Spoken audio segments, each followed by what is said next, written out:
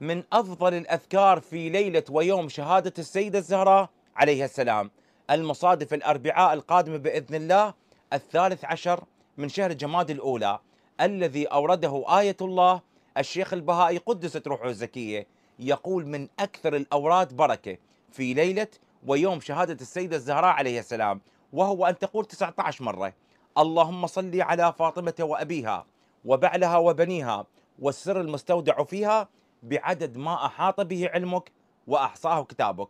ثم تقول 19 مرة بسم الله الرحمن الرحيم، ثم تدعو الله عز وجل بقضاء حاجتك بجاه السيدة الزهراء عليه السلام، فإنها مقضية حتما وقطعا إن شاء الله. ونسأل من الله عز وجل أن يوفقنا في يوم وليلة شهادة السيدة الزهراء عليه السلام بخدمتها، وأن ندخل السرور على آل محمد بالمشاركة ولو بالشيء البسيط.